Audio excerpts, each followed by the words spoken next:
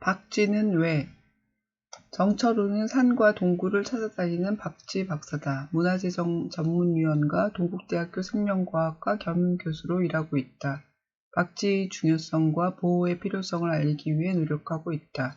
지은 책으로 한국 박쥐 생태도감, 백두산의 야생동물, 선생님들이 직접 만든 이야기 야생동물 도감, 한국의 박쥐 소리 도감 등이 있다. 생각할 만한 주제, 읽고 나니 박쥐가 소중하다. 박쥐는 왜가 반가운 것은 무엇보다 박쥐만 다루기 때문이다. 과학 지식이든 역사 지식이든 너무 넓은 범위로 지식책을 만들지 않았으면 좋겠다. 대부분의 지식책이 백과사전 같다. 생각하기를 하기보다는 정보를 훑기만 하게 된다. 저자 정철훈 박쥐 박사는 새로운 박쥐를 찾기 위해 늘 산과 동굴을 찾는다고 한다. 책을 펼치면 매 쪽마다 사진이 가득하다.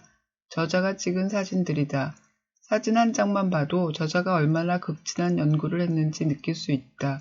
젖을 빠는 새끼 박쥐의 모습, 출산 중인 집박쥐, 나무 껍질 틈에서 쉬는 박쥐, 교각 밑에 매달린 박쥐, 절벽 바위 틈에서 겨울잠을 자는 박쥐. 박쥐에 관해 사람들이 잘못 알고 있거나 궁금해하는 것들에 대해 알기 쉽게 설명한다. 조류가 아닌 포유류, 비행할 수 있는 박쥐의 손가락과 비막, 우리나라에 없는 흑별박쥐, 반향, 매달려 겨울잠을 자는 이유.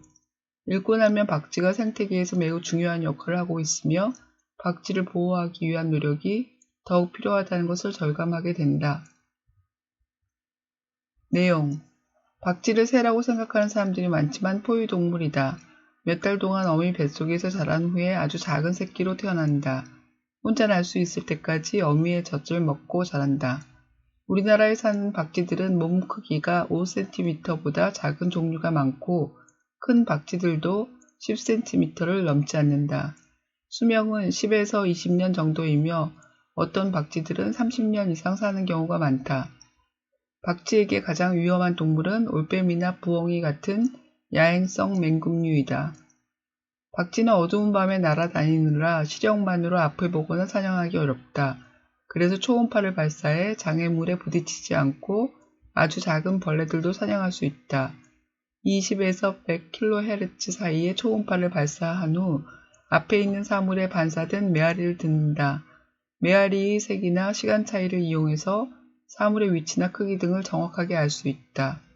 박쥐는 보통 11월부터 겨울잠을 자기 시작해서 다음해 4월에서 5월까지 1년 중 절반 이상을 잔다. 대부분 동굴에서 자지만 오래된 건물이나 숲속의 나무구멍 등에서 자기도 한다. 수십 마리에서 수백 마리가 함께 모여서 잔다.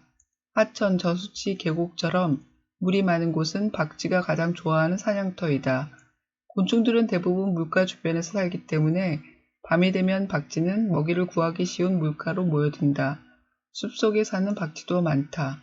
사람들이 생활하는 집에서도 살지만 밤에 날아다니고 낮 동안은 숨어 있어서 사람들은 박쥐가 살고 있다는 것을 모르는 경우가 많다. 다리 밑에서 살기도 하고 높은 산 바위 틈에도 살기도 한다. 폐광에서도 수많은 박쥐들이 살고 있다. 박쥐는 비막을 이용해 하늘을 날 수 있다. 새의 날개와 비슷하게 생겼지만 뼈 모양을 보면 사람의 손과 닮았다. 비막은 기다란 손가락 뼈와 얇은 피부막으로 되어 있다. 이 비막을 날개처럼 펄럭이면서 하늘을 날아다닌다. 박쥐가 살아가는 데 가장 중요한 비행 능력은 긴 세월 동안 비막이 발달하고 불필요한 다리는 퇴화하는 방향으로 진화했다. 그 결과 똑바로 서 있기도 어렵고 몸무게도 지탱할 수 없을 만큼 다리가 가늘어졌다. 다리는 근육이 없어지고 힘줄만 남았다. 그래서 억지로 힘을 쓰지 않아도 오랫동안 거꾸로 매달릴 수 있고 몇 달 동안 매달려서 겨울잠을 자는 것도 전혀 힘들어하지 않는다.